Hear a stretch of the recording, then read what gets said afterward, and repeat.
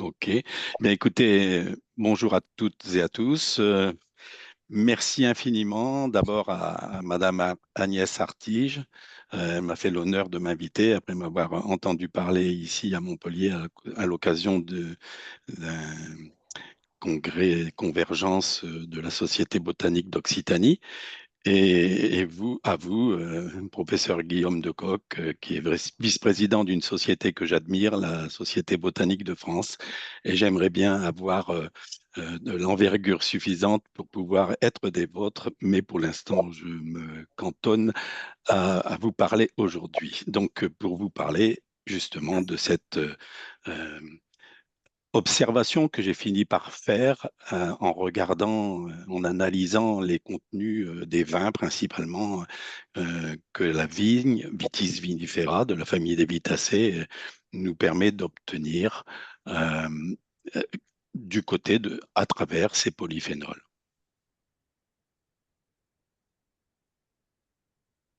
Bon,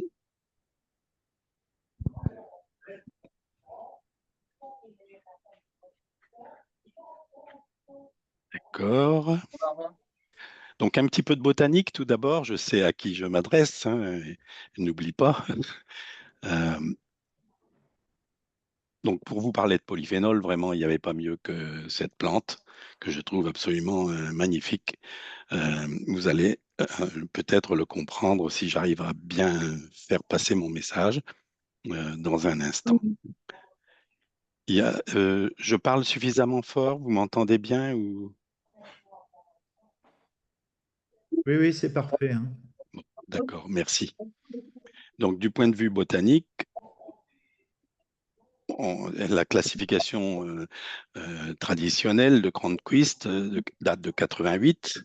Elle avait placé la vigne Vitis vinifera sans en changer le nom, dénommé par Linné dès la publication de Species Plantarum en 1753, dans la famille donc des Vitacées.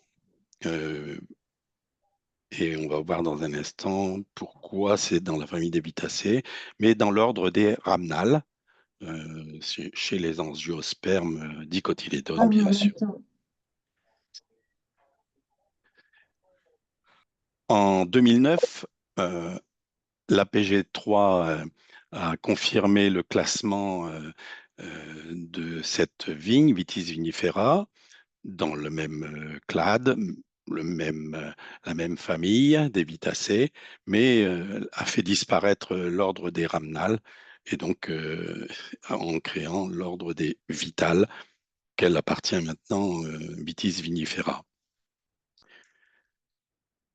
Et donc la classification de Cronquist, en fait, en même temps que Tactagen en 81, découlait d'une séparation de la famille des Ampelidacées à laquelle appartenait Vitis vinifera jusqu'à cette date-là, euh, en isolant donc une famille avec un seul genre, le genre Léa, qui est donc la famille des Léacées. Et donc la Vitacée accueillait 17 genres, dont Vitis. Mais donc ça confirmait bien sûr, il n'allait pas se déjuger quelques années plus tard, mais en 2016, la PG4 a fait réinsérer la famille des Léacées dans la famille des Vitacées. Donc ça peut un peu compliquer les choses, mais bon, si on suit cette famille des Vitacées maintenant est séparée en 5 sous-familles. Il n'y a pas que les 2 sous-familles des Vitoidés, mais il y a aussi la sous-famille, par exemple, des Léoidés, qui accueille 5 genres à côté du genre Léa.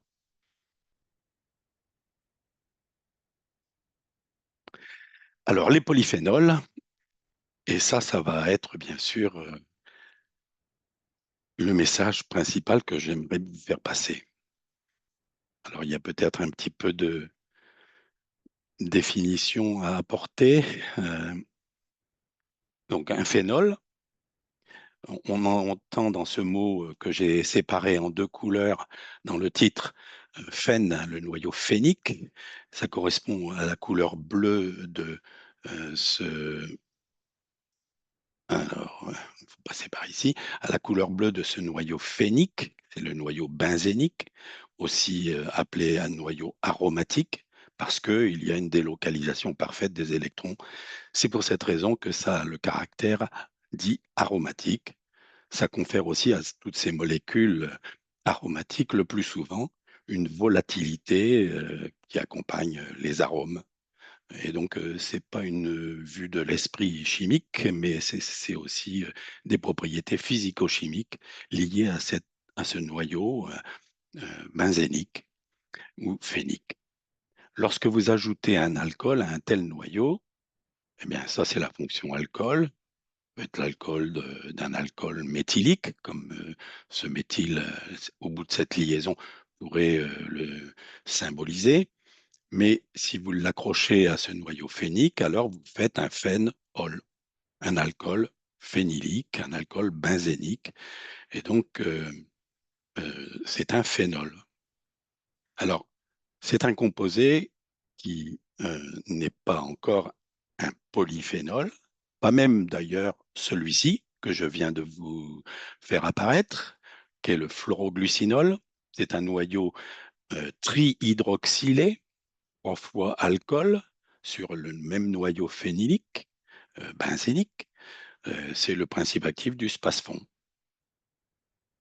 Et pourquoi je vous ai donné ce principe-là? Eh bien, c'est parce que, en fait, quand vous ingérez soit du benzène, soit du phénol, eh bien, votre foie, à travers son système enzymatique, la seule chose qu'il est capable de faire, c'est de le transformer en orthohydroxy, benzène, dit ortho, trihydroxy, etc., jusqu'à fabriquer ce polyhydroxy 1, 2, 3, 4, 5, 6 benzène. Et ça, c'est une substance absolument toxique pour la moelle des os. Et donc, vous créez une aplasie médulaire qui peut être fatale en quelques semaines de temps. Et pour certaines personnes, la première fois qu'on s'est rendu compte de ça, c'était dans les années 80, 70-80. Et un élève de l'école de chimie de Paris avait fait une seule manip de TP. C'était le frère d'une de mes collègues de promotion à la fac de pharmacie de Reims.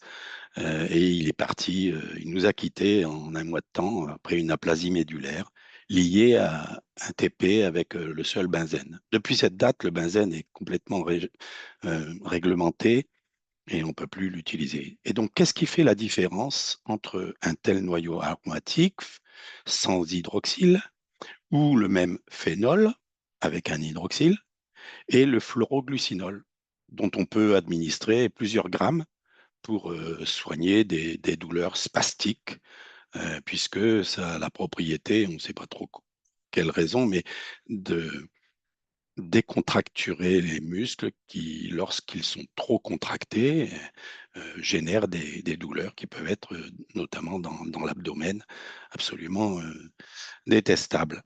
Et donc, qu'est-ce qui fait la différence entre ce fluoroglucinol et le polyhydroxybenzène, comme l'hexahydroxybenzène que j'ai dessiné ici? Eh bien, c'est parce que, en fait, lorsque les sites en orthodéshydroxyle sont libres, le foie, avec ses enzymes, les cytochromes P450 comme enzymes, n'ont qu'une seule manière de faire, c'est d'orthohydroxyler. Quand il y en a deux, alors on a un résorcinol, où que l'on soit, sur ce noyau aromatique, et ça change la donne par rapport aux systèmes enzymatiques qui ne peuvent plus conduire à la formation de ces composés. Bon, c'est pour vous donner une entrée en matière dans le domaine des phénols. Pour l'instant, ce ne sont que des phénols et ce ne sont pas des polyphénols. Pour être un polyphénol, il y a des gens qui sont très rigoureux du groupe Polyphénol International, par exemple, qui vous diront que ce monomère ici n'est pas un polyphénol. Pour être un polyphénol, il faut au moins avoir 2 fois une unité de base euh, des phénols, des polyphénols, des plantes. Euh, D'abord, ce sont des composés aromatiques, bien sûr, et qui sont exclusivement liés à un métabolisme végétal. Seules les plantes sont douées d'aromagénèse, ce qui veut dire la fabrication de ce noyau aromatique est restreint aux seules plantes qui possèdent les enzymes capables de fabriquer ce cycle vert. Ici, on va voir un peu plus tard comment c'est produit, et aussi ce deuxième cycle bleu euh, à partir de l'acide chimique. Donc, pardon, deux voies d'aromagénèse pour fabriquer ce monomère épicatéchine. Épi parce qu'il est épimère en trois. La catéchine serait le composé avec l'hydroxyle au-dessus du plan, épimère de cette épicatéchine. Euh, Vous voyez ici un noyau euh, catéchol, d'où le nom de catéchine. Et ici, vous voyez un noyau fluoroglucinol. Et donc ça signe deux origines biogénétiques différentes. Ici, des polyacétates. On voit bien les vestiges de ce précurseur biogénétique, COH, CH3, COH, CH3, et ainsi de suite. Tandis qu'ici, on a affaire à l'acide chimique qui se couple à un phosphoénol pyruvate pour fabriquer ce dérivé aromatique et une copule aliphatique, elle, à trois carbones. Et c'est sur la base de cette conjugaison des deux noyaux que les polyphénols de la vigne vont être élaborés. Vous avez par exemple ici, ces composés, en fonction de leur précurseur biogénétique, sont doués de polymérisation sur ce site-là, aussi bien que sur ces deux carbones qui sont, eux, nucléophiles. Et on va avoir toutes sortes de dérivés d'oligomères cyanidoliques, comme l'épicatéchine 4, 8, épicatéchine, puisqu'on a deux fois la même stéréochimie autour de cette liaison-là. Ça constitue le dimère B2, qui n'est pas encore un tannin, et donc on ne peut pas qualifier les polyphénols globalement de tannins. C'est composé à deux monomères, comme l'épicatéchine, n'ont aucune propriété tannante. Elles n'interagissent pas avec les protéines salivaires qui, effectivement, lorsque,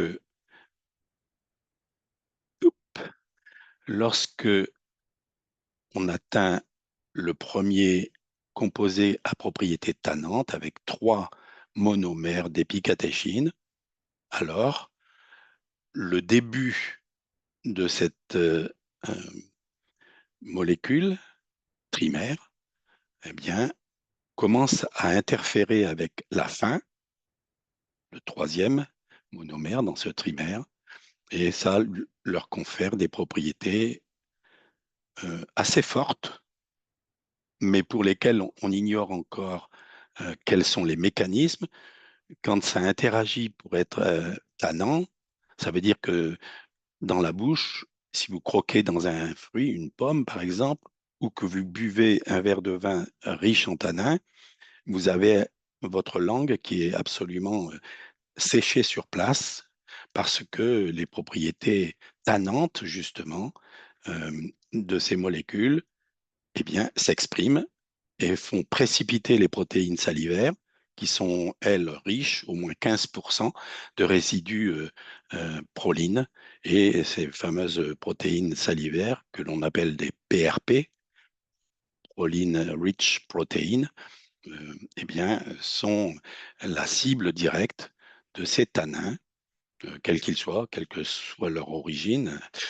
Vous verrez un peu plus tard qu'il y a des tanins galliques qui ne sont pas l'équivalent, bien sûr, de ces tanins catéchiques que l'on rencontre chez la vigne. Et puis, ce même squelette peut conduire à d'autres catégories de polyphénols, mais qui sont avec le même squelette. Vous voyez, ici, on rencontre ce cycle-là qui aurait pu être vert, ça correspond à ce fluoroglucinol. Et ici, on rencontre toujours le catéchol avec l'orthohydroxylation, caractéristique de l'acide chimique. Mais là, ici, dans ce composé, le noyau aliphatique, alicyclique, est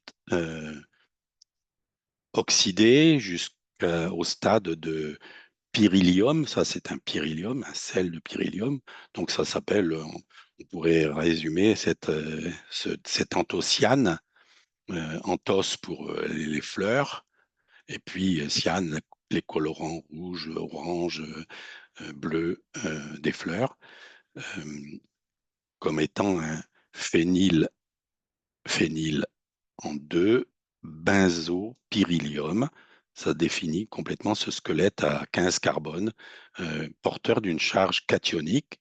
Et c'est ce qui fait que c'est conjugué suffisamment avec cette charge cationique pour absorber dans le spectre visible et toutes les catégories de couleurs qui peuvent aller du vert jusqu'au bleu foncé intense. Et donc ça relié à un sucre en noir ici euh, pour former la 3, ça c'est le carbone 3, au glucosyl de malvidine ou encore la malvidine. Donc les grandes familles de polyphénols, pour pouvoir vous montrer pour quelles raisons la vigne est une plante unique, eh bien, c'est que je suis obligé d'aborder ces questions-là. Donc, tout d'abord, il y aura les cinnamates avec les acides phénols. Donc là, ce sont une seule voie d'aromagénèse mise en cause. Et puis, à partir des autres, il y aura les deux couleurs et donc les vertes pour les polyacétates conduisant au résorcinol, 3 fois, donc que l'on retrouvera dans toutes ces molécules, et toujours avec la même origine biogénétique, bien sûr, l'acide chimique et le phosphoénol pyruvate, donc un composé à 3 carbones. Et donc, voyons voir ce qu'il en est. Donc ça, d'abord, ce sont des molécules qui sont absolument ubiquitaires, que toutes les plantes sont supposées être capables de synthétiser. Donc, elles disposent des stocks enzymatiques pour pouvoir créer cette aromagénèse. Euh, et bon, il y a des contre-exemples, hein, je ne les ai pas signalés tout à l'heure, mais les noyaux aromatiques chez l'homme, chez l'animal, eh bien, on n'est pas capable d'en fabriquer, sauf par exemple les hormones stéroïdiennes, mais ce n'est pas ab initio, c'est-à-dire que on ne démarre pas de composés des syntons habituels comme le font les plantes avec des acétates par exemple ou de l'acide chimique.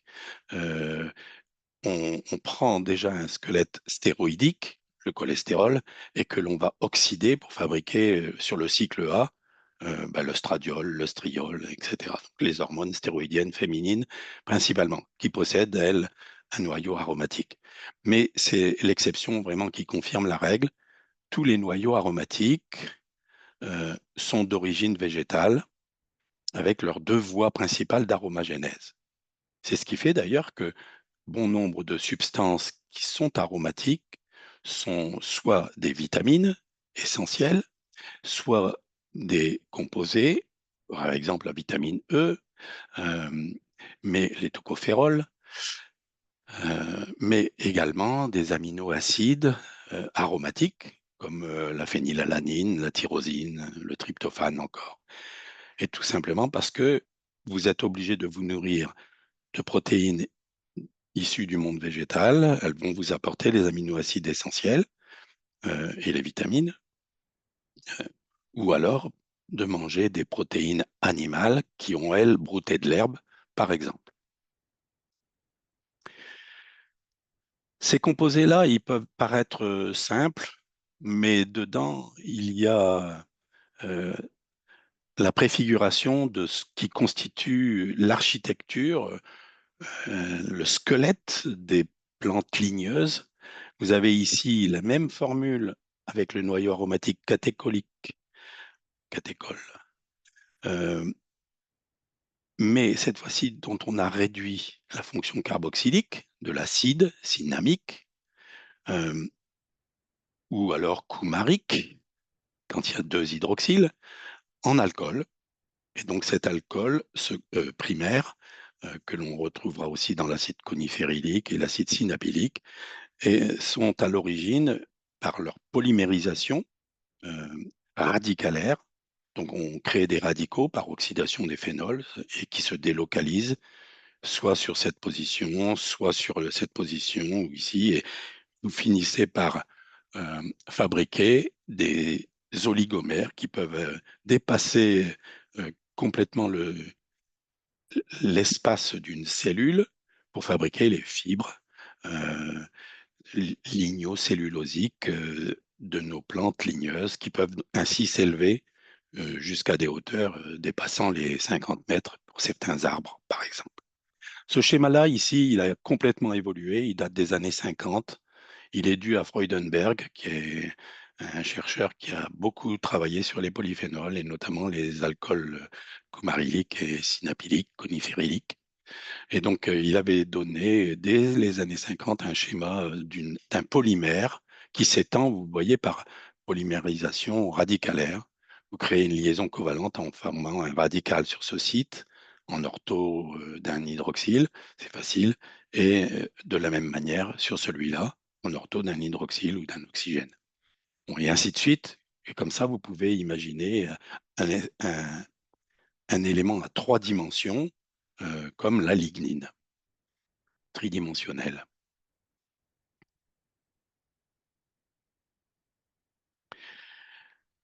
La deuxième grande catégorie, elle ne donne pas à proprement parler lieu à l'obtention de métabolites importants en quantité, parce qu'en fait, c'est les chalcones, avec cette double liaison conjuguée au carbonyle, coincée entre deux noyaux aromatiques, ben, ça va lui donner une réactivité tout à fait particulière.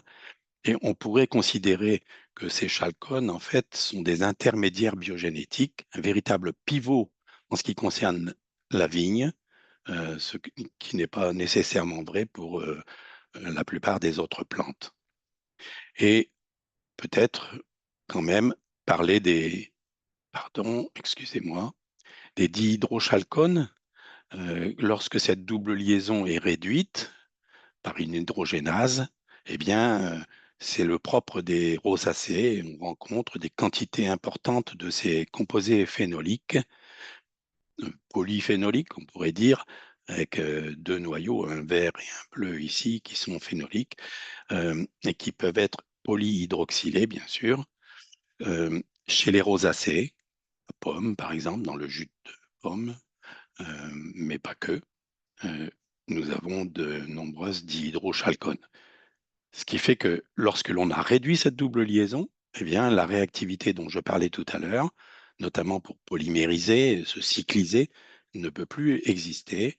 Et on a donc des composés qui vont rester à ce stade, qui peuvent oligomériser à travers des polymérisations radicalaires en ortho, des hydroxyles, bien sûr.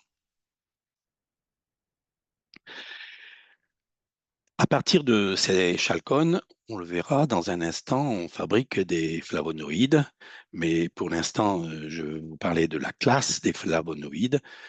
Ça vient du terme flavus, qui veut dire jaune, pardon, hop, hop, en latin, et les flavonoïdes, la désinence oïde, pour tous les composés chimiques, eh bien, ça veut dire comme, pareil, pareil aux flavones. Et dedans, on peut avoir les flavanols, catéchines et bicatéchines, dont on a parlé déjà tout à l'heure, mais aussi les flavonoïdes au sens strict, comme c'est le cas ici avec cette double liaison encore présente, le carbonyle encore présent ici, porteur même parfois d'un hydroxyle. C'est le cas de la quercétine. Et donc, il y a là une couleur jaune. C'est le pigment certainement le plus abondant, jaune, des fleurs, des pétales de fleurs et des vins blancs, par exemple, qui sont donc flavonoïdiques. Hop. Et donc, à partir de ces flavonoïdes, on a vu tout à l'heure déjà l'exemple du dimère B2, qui ne sont pas encore des tanins, rappel, et il faudra accéder à un trimère pour pouvoir avoir les propriétés tannantes. Et puis ici, vous le voyez, ici, ça c'est l'extrait de malvidine euh, dans le milieu acide. Et puis progressivement, on va changer le pH. Et ce sont de véritables indicateurs colorés pour aller jusqu'aux couleurs jaune, orange, et puis ensuite se détruire parce que on va couper les liaisons autour de ce cycle-là, qui est très fragile, étant donné les réactivités de ce pyrrhélium. Ce qui est surprenant pour moi, j'ai travaillé quand j'étais petit avec les sels de pyrrhélium. Il y avait un bouquin de chimie de Marc Julia, un maître à penser dans le domaine de la chimie, euh, et qui avait une centaine de pages, une bonne centaine de pages, et qui montrait que dès que l'on fabriquait un pyrrhélium, donc un noyau aromatique complètement insaturé avec une charge cationique, eh bien, il polymérisait à la vitesse de l'éclair. Le flacon dans lequel on préparait un pyrrhélium, ça devenait comme une sorte euh, de plastique euh, solide et comme une résine. Exactement. Bien sûr, pas coloré parce que la coloration vient du fait que ce pyrrhélium ici est adjacent à un noyau benzénique et puis porteur aussi d'un phényl. Tout ça, c'est conjugué ensemble et ça lui permet d'absorber dans le visible pour être un colorant rouge, par exemple, du vin. Et donc, euh, ce qu'il y a de surprenant pour moi, donc, c'est que ces anthocyanes, ces phényls de benzopyrrhélium, euh, ne soient pas détruits aussitôt qu'ils sont produits. Et ça, c'est lié, bien sûr, à l'architecture de cette molécule et des répartitions des charges avec des délocalisations complètes de ce cation sur l'ensemble de la molécule, sur les différentes positions para, ortho et ortho de l'autre côté, euh, par exemple. Et ce qui fait que ça stabilise la molécule grandement. Une autre famille encore, les stilbénoïdes. Alors avec les mêmes couleurs, vous le voyez, mais par rapport à ces molécules-là, qui sont à 15 carbone, celles-ci en ont perdu un.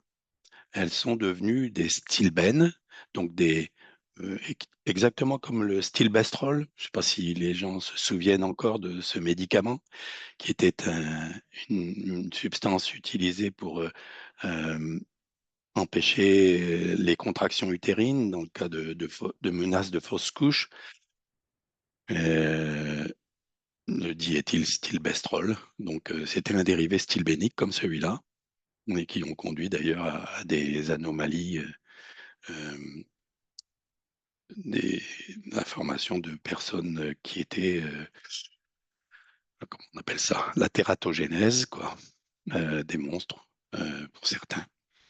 Donc, les stilbénoïdes de la vigne, c'est le resveratrol. Ils sont pas en grande quantité, pardon, excusez-moi, euh, mais ils ont des propriétés absolument remarquables dont on aimerait bien comprendre l'ensemble de la portée de ces propriétés d'ailleurs. Il y a des différences de-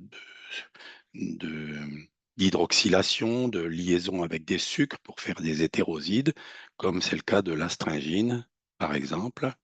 Mais il y a aussi les oligomères de resveratrol, exactement à l'image tout à l'heure des acides, des alcools syringiques et synapyliques, ou maryliques, pour former la lignine. Eh bien, ici, on fabrique des oligomères de resveratrol. Bien sûr, il y a que 14 carbones par monomère, mais ça illustre déjà dans l'epsilon viniférine, qui est un composé assez abondant chez la vigne. Ça illustre déjà comment ça peut s'oligomériser. Et puis, on peut continuer, bien sûr, puisqu'il y a toujours le même motif stilbénique que l'on s'adresse à ce noyau aromatique ou à celui-là d'ailleurs.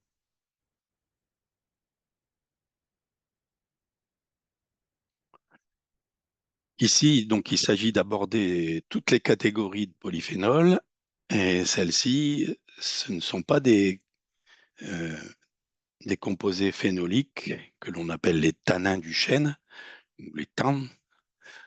puisque le nom du chêne en celte, c'était tan.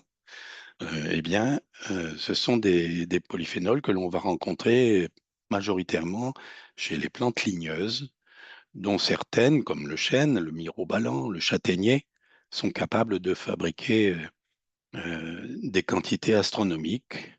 Par exemple, dans la gale du chêne, qui est une réaction à la piqûre d'un insecte qui a pondu sa larve, Cynips galeitinctoria, eh bien, de produire jusqu'à 50% de tanins galliques. Ce sont des tanins dérivés donc de l'acide gallique, qui ne sont pas très abondants chez la vigne, bien sûr, mais pardon, qui peuvent s'oligomériser pour fabriquer des acides élagiques. Vous voyez, ici, on a un- une, une création d'une liaison rouge dans cette formule par dimérisation, polymérisation radicalaire en ortho et en ortho de hydroxyle.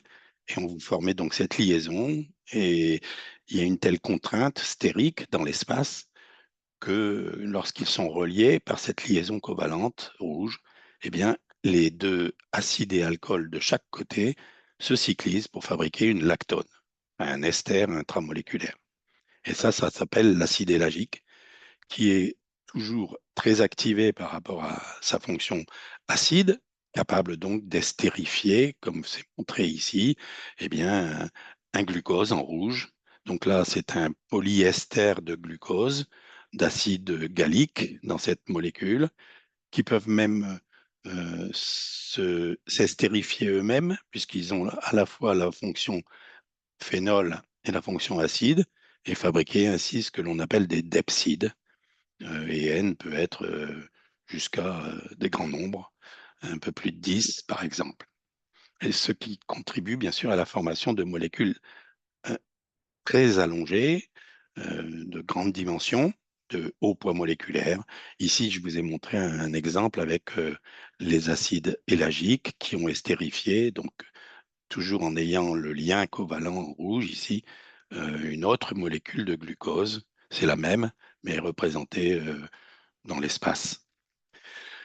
Euh, et donc ça, ce sont des tanins du chêne, les tanins galliques et élagiques, qui ont les mêmes propriétés à tanner les peaux, à réagir avec les protéines riches en proline, par exemple, et donc à créer l'astringence, qui est cette sensation de rêcheur, de dessèchement immédiat, instantané de la cavité buccale. Et vous savez que quand je peux m'exprimer comme ceci pendant des minutes entières, c'est parce que la salive qui libère des protéines, eh bien, sont accompagnées, ces protéines, d'un voile de molécules d'eau très abondant. Et si vous les précipitez par l'action de tannin, eh bien, vous allez alors faire disparaître ce voile de molécules d'eau et la lubrification disparaît, bien sûr, dans le même temps. Alors, en ce qui concerne la vigne et son unicité, donc on va tirer profit de tout ce que j'ai mis en place jusque maintenant. Vous savez que il y a deux voies d'aromagénèse, triacétate, polyacétate, et on voit bien les stigmates de cette biogénèse pour le noyau vert ici. Et puis shikimate, ça vient d'un acide à 7 carbone issu du métabolisme primaire, bien sûr. C'est la somme d'un phosphoénol pyruvate et d'un acide érythrose 4-phosphate, donc pardon, oui, d'un acide érythrose 4-phosphate, euh, et qui est donc un des premiers sucres euh, du cycle de la photosynthèse. Et donc, ces deux voies d'aromagénèse donnent les signatures que j'ai voulu signifier en conservant le code couleur que j'ai mis jusque maintenant, euh, eh bien, à partir de ce composé qui est un précurseur biogénétique de ces composés stilbéniques. Oh, pardon, là, il y a une erreur. Je ne sais pas pourquoi c'est devenu ça. C'est stilbénoïde, bien sûr. Et puis de l'autre côté, flavonoïdique, avec l'équivalent de la quercétine ici présentée. Bon, donc, ce composé précurseur, la somme d'un acide chimique, phosphoénol pyruvate à 3 carbones, euh, les 6 carbones de l'érythrose 4 phosphate plus un phosphoénol pyruvate, déjà, pour fabriquer un composé à 7 carbones qui va perdre un carboxyle quand il sera euh, alkylé par un deuxième phosphoénol pyruvate. Donc, pour créer une entité à C6, C3, C6, mais ici, on n'est pas encore bouclé. Et on a deux voies possibles d'évolution de ce précurseur biogénétique unique. Aussi, pardon, excusez-moi, aussi bien pour aller vers les stilbénoïdes à droite, dans une réaction d'aldolysation. Dans ce cas, c'est ce carbone qui s'additionne sur le carbonyle. Et donc, on va former un cycle à 6 chaînons que l'on voit ici, avec la liaison nouvelle qui vient d'apparaître et qui fait apparaître un hydroxyle ici, lequel va devoir être déshydraté pour fabriquer et décarboxylé, bien sûr. Ce carboxyle va disparaître, d'où l'apparition d'un composé, d'une série de composés à 14 carbones, alors que le précurseur en comportait 15. Et ça, donc, c'est la série du resveratrol et autres oligomères de resveratrol. De l'autre côté, lorsque c'est l'addition de ce carbone coincé entre deux carbonyles, donc qui est très nucléophile, sur la fonction carboxylique terminale, ce triacétate, alors c'est l'aromagénèse verte qui conduit donc à l'apparition d'un cycle aromatique euh, et qui va donc, après cyclisation de cet hydroxyle, tant que la double liaison est présente, vous voyez les dihydrochalcones de tout à l'heure chez les rosacées ne pouvaient pas conduire à ces composés flavonoïdiques. Peut s'en former un peu, bien sûr, chez les pommes. Vous avez des couleurs jaunes qui sont liées à des flavonoïdes ou à des chalcones, parce que ça, c'est coloré aussi en jaune. C'est une question de conjugaison des doubles liaisons, des noyaux aromatiques. Euh, eh bien, conduisent donc à la classe des flavonoïdes par une réaction de Michael, c'est-à-dire une addition conjuguée de cet hydroxyle sur cette double liaison en bêta de ce carbonyle. Et donc ce cycle-là, l'hétérocycle oxygéné de tous ces flavonoïdes au sens large, flavanol, flavonoïdes stricts, catéchine, anthocyanine, eh bien, il est lié à cette réaction d'addition sur cette double liaison carbonylée. Et ensuite, il y a des oxydations, des ajustements de degré d'oxydation pour conduire à toutes ces sous-familles de composés que l'on appelle au sens large des flavonoïdes. Ce qui est indiqué ici, et c'est ce qui fait de mon point de vue l'unicité de la vigne, c'est que ces deux voies biogénétiques, à partir d'un seul et même précurseur, vont servir dans deux parties de la plante différentes à fabriquer les stilbénoïdes ou les flavonoïdes. Quand on mesure les quantités de flavonoïdes dans la graine du raisin, de la vigne, donc dans les grains de raisin, les pépins, les pellicules, eh bien, on a quasiment 99,8% de flavonoïdes, très peu de stilbénoïdes. Pourtant, le précurseur est là, puisque quand on s'adresse cette fois-ci au sarment de la vigne, au bois, et le bois de la vigne, le sarment de la vigne, euh, se prolonge jusque dans la grappe, à travers la rafle. C'est donc une structure ligneuse dans cette grappe, dans le fruit de la vigne, qui va être riche cette fois-ci, vous le voyez, à des quantités quasiment identiques, mais cette fois-ci en stilbénoïdes. Donc finalement, la vigne est douée d'une synthèse de ce précurseur, ça c'est obligatoire, sinon il n'y aurait jamais de tanins des pépins de raisin, des oligomères procyanidoliques, parce qu'en s'hydrolysant, ils vont générer le cyanidol, coloré en rouge, ni les stilbénoïdes. Donc là, les précurseurs sont bien synthétisés en quantité importante dans la vigne, dans les feuilles, dans le limbe foliaire, peut-être aussi dans les racines. Mais ensuite, il va y avoir une accumulation ou peut-être même euh, donc une voie biogénétique pardon, favorisée dans les parties ligneuses avec cette réaction d'aldolysation, flèche rouge, ou encore dans les parties du fruit, les pépins, les grains de raisin, euh, dans la pulpe, mais surtout, il y a très peu de grappes de raisin qui sont colorées, dont le jus est coloré. Et donc, ces anthocyanes et les polyphénols euh, s'accumulent surtout dans les pellicules des raisins noirs pour conduire à l'obtention des vins rouges par macération dissolvante parce qu'en fait, ce sont des composés qui ne sont pas nécessairement solubles dans le jus et donc le jus est clair.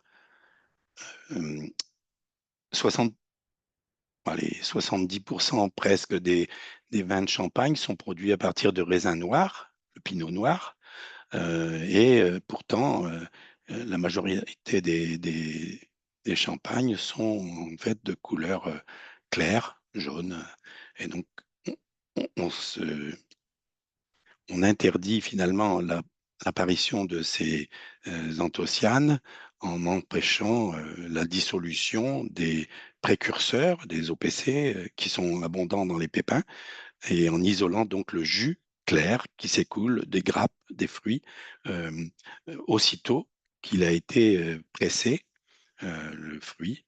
Et donc, on a un jus clair qui ne va pas rosir.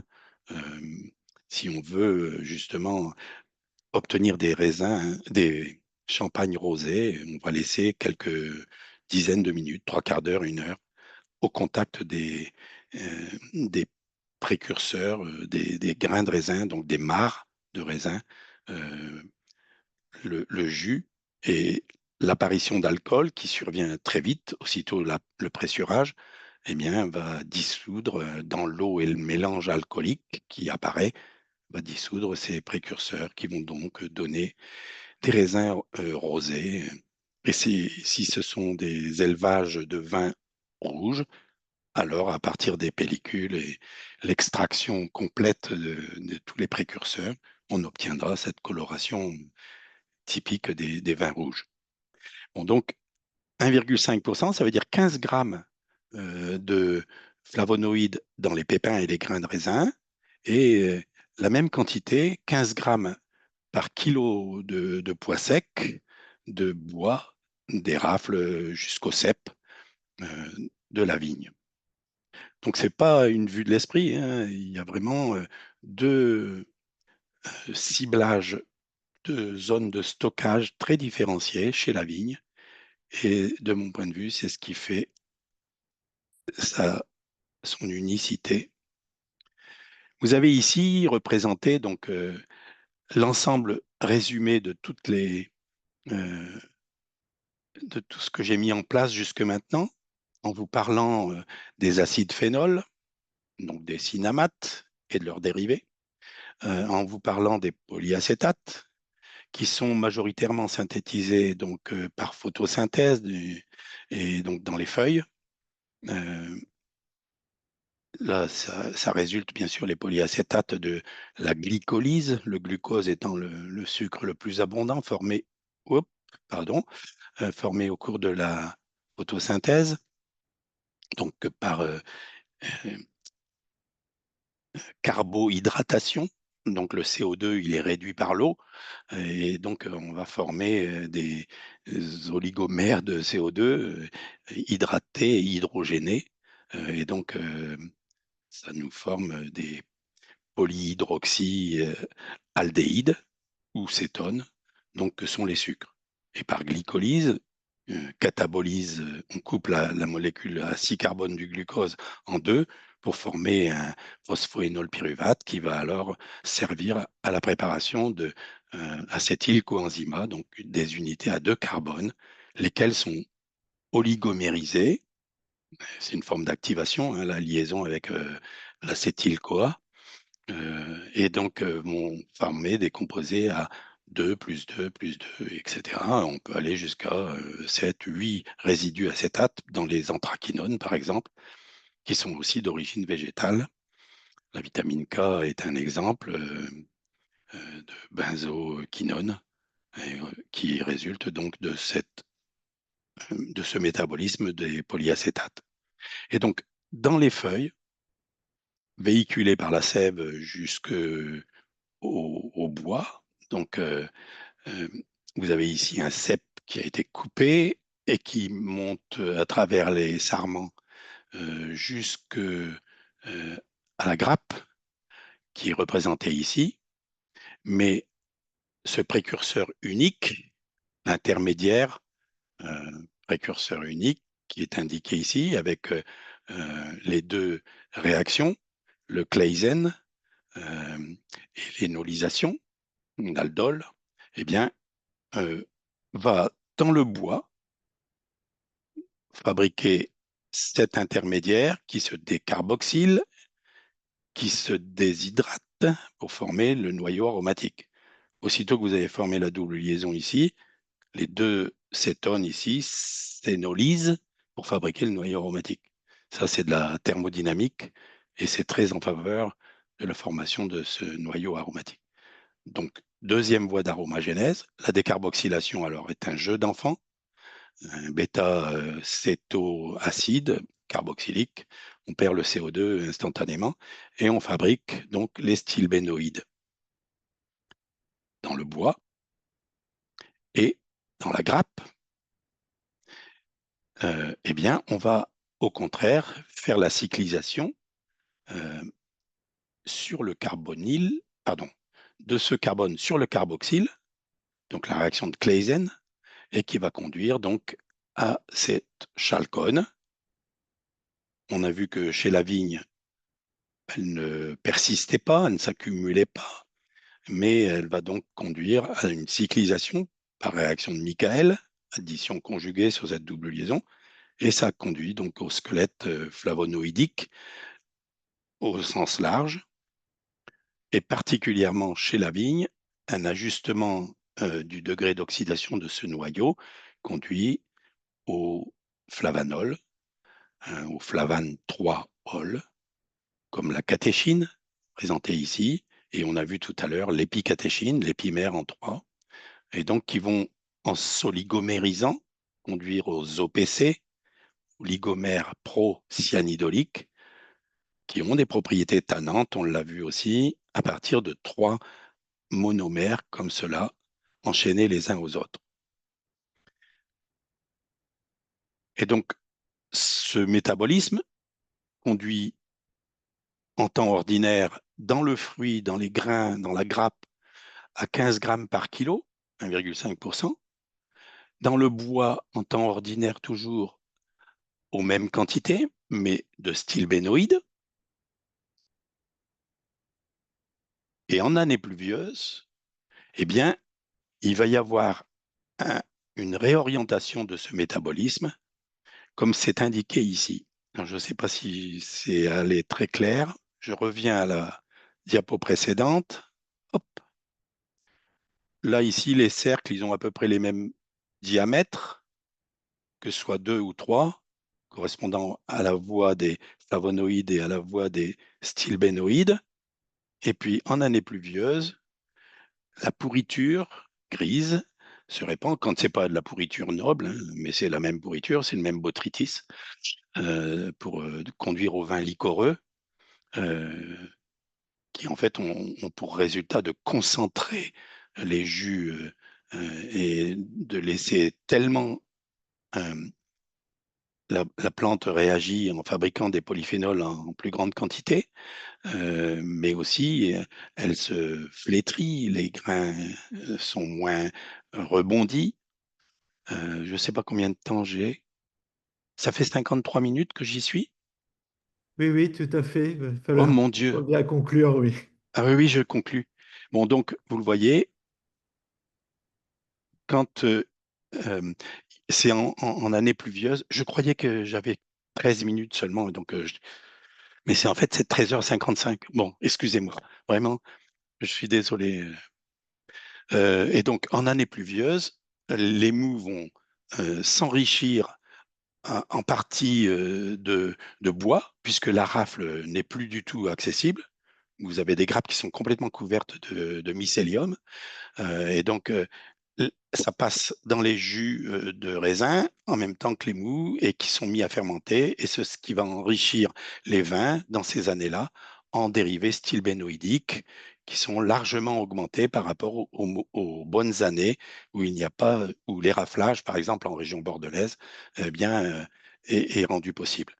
Autrement dit, euh, la vigne est capable de fabriquer des stilbénoïdes, elle est capable de fabriquer des flavonoïdes, et pardon, et lorsque il y a les conditions qui sont défavorables, les mauvaises années, et ça donne des goûts herbacés, disent les Bordelais en tout cas, parce qu'on n'a pas pu enlever l'apparition de ces stilbénoïdes en plus grande quantité dans les vins. Voilà, donc je suis désolé encore une fois, j'ai été pris par ce qui m'était indiqué ici. Et j'ai dépassé largement mon temps de 10 minutes. Je suis très contrit. Voilà, je vous rends la parole. Merci. Non, non, on vous sent passionné. Non, merci beaucoup pour cette présentation qui, d'abord, nous replonge dans les cours de pharmacognosie pour certains d'entre nous, Et ouais, voire dans les sûrement. cours de chimie pour d'autres, et qui nous montre toute la complexité des voies de biosynthèse chez les végétaux, qui sont quand même hein, les meilleures usines chimiques Ah oui, que l'on ah oui. puisse faire. Bah, sans eux, sans la photosynthèse, il n'y a pas de vie possible sur Terre, hein. Non? Aucune matière organique n'existerait. Mais oui, Alors, j'ai pas de questions dans le chat, mais je vais demander en direct si oui, bien sûr. parmi les auditeurs il y a des questions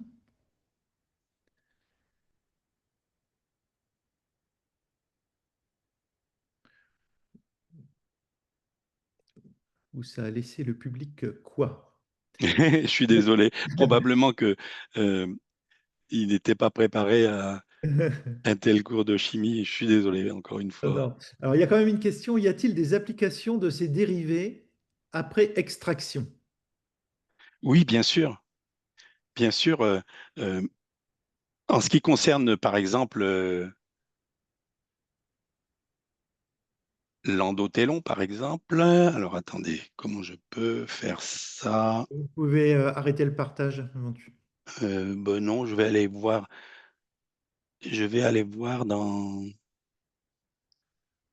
des diapositives ultérieures.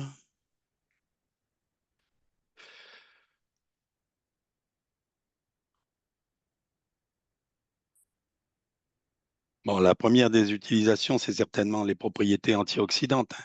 Euh, Toutes les études de Serge Renaud, Jean-Claude Ruff et autres ont montré que finalement la consommation de vins qui sont riches en ces composés polyphénoliques, pas stilbénoïdes, pas stilbénoïdes, mais polyphénoliques, flavonoïdiques, eh bien, ont des propriétés antioxydantes, protecteurs de l'endothélium vasculaire. Et ça, c'est exploité dans plusieurs produits cosmétiques, hein.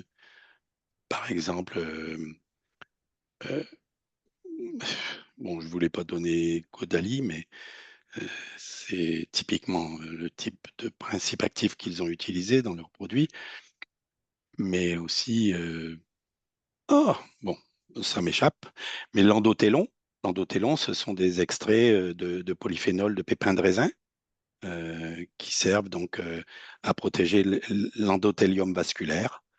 Euh, Ici, par exemple, une étude a montré que c'est une étude de Corder, Roger Corder, qui a montré que les meilleurs vins de France étaient ceux qui renfermaient les plus grandes quantités euh, de, de trimères, d'épicatéchine, type C2 donc. Et Ce sont les vins du sud-ouest de la France, du grand sud-ouest de la France, les vins de Saint-Mond, etc. Et qui donc montrent une inhibition de la synthèse d'endothéline, et qui est une enzyme qui est assez négative puisqu'elle favorise l'hypertension artérielle, qui est considéré comme étant le facteur le plus important pour les maladies cardiovasculaires. Euh, alors, est-ce que je peux aller voir? Alors ici, ça préfigure un petit peu ce qui va certainement conduire à de nombreuses recherches dans l'avenir.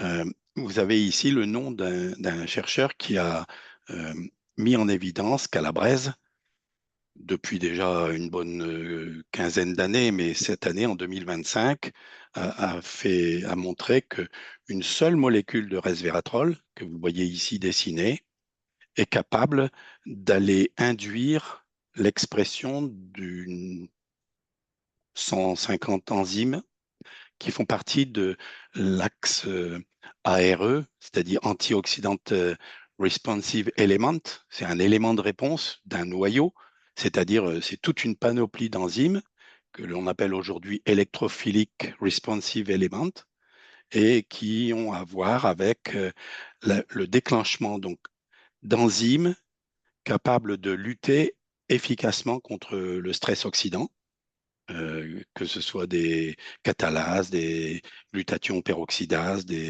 etc. Enfin, toutes les enzymes qui sont euh, donc au nombre de 150 environ, capables de lutter contre le stress oxydant qui est déclenché à l'intérieur de notre organisme par toutes sortes de fuites d'électrons qui génèrent donc des espèces oxygénées réactives, euh, bien connues par exemple du diabétique, hein, puisque la glycation des protéines, elle est liée à ce stress carbonylé et oxydant du glucose mal géré, dont la glycémie est mal gérée. Et cette réponse, d'après Calabrese, euh, est hormétique, c'est-à-dire qu'en fait, euh, elle, euh, elle est biphasique. Euh, donc ça, ce sont les enzymes, superoxyde dismutase, catalase, peroxydase, glutathion peroxydase. Et donc vous voyez, en fait, quand une espèce oxygénée réactive est formée, euh, avec le couplage des SOD, superoxyde dismutase, des catalases et des peroxydases, on réduit complètement cette espèce oxygénée réactive, l'anion superoxyde ici, ou le peroxyde d'hydrogène, en eau, et donc détoxifier complètement cette espèce. Et lorsque l'action est médiée par des enzymes et qu'elles sont avec des propriétés hormétiques, ça veut dire qu'elle est biphasique aux doses les plus fines, et Calabrese a montré de manière très importante, je pense, qu'une seule molécule de resveratrol est capable d'induire cet effet bénéfique, et que plus vous augmentez la dose, plus vous rejoignez les effets toxiques de n'importe quelle substance, quelle qu'elle soit. C'est vrai avec les médicaments aussi bien, hein. Et donc, cet effet bénéfique à dose filée, à très très petite dose, et même y compris jusqu'à des dilutions de l'ordre de grandeur du nombre d'Avogadro, eh bien, était le fait d'actions de polyphénols comme le resveratrol ou certains oligomères procyanidoliques, en tout cas des molécules aromatiques qui pénètrent le noyau et qui vont induire, sans pour autant qu'il y ait eu de stress oxydant, comme c'est fait dans les cas normaux. Vous voyez ici, dans le cytoplasme, il y a un système de nettoyage, de captage euh, des, du stress oxydant. Ce sont des capteurs qui ressentent le stress oxydant par oxydation de cette protéine qui pointe avec deux résidus thiol, lesquels, lorsqu'ils ne sont pas oxydés, fabriquer ce kypoine oxydé, un peu à l'image du glutathion oxydé, eh bien, séquestre le NRF2, c'est le fameux facteur de réponse nucléaire qui doit migrer dans le noyau et donc qui n'est libéré et qui ne migre après activation dans le noyau que lorsqu'il y a du stress oxydant. Ça, c'est un système que nos cellules ont développé dans le but de se prémunir d'un stress oxydant. S'il est ultra puissant, ce stress oxydant. La cellule est détruite, elle est brûlée et on n'en parle plus. Mais s'il est filé et s'il est discret, alors la cellule a le temps, en une vingtaine de minutes environ, d'exprimer toutes ces enzymes et elles sont alors des milliards de fois, des milliards et des milliards de fois plus actives que le stress oxydant qui pourrait survenir à nouveau ensuite. Et donc, le resveratrol, l'avantage qu'il a, c'est lui qui n'a pas besoin d'être oxydé, il pénètre directement le noyau et ça explique bon nombre de ses propriétés remarquables dont je parlais tout à l'heure. Par exemple, euh, les, euh, euh, les effets préventifs du cancer comme l'avait constaté Dannenberg en 98. Euh, et je pense dont aurait beaucoup aimé Serge Renaud savoir que ça fonctionnait comme ça, parce que pour lui, le resveratrol, c'était la molécule de choix dans l'action des vins sur la santé par rapport aux pathologies cardiovasculaires, etc. Bon, je ne sais Bien. pas si j'ai répondu complètement à la Oui. question. Il y a encore des tas d'exemples, bien sûr.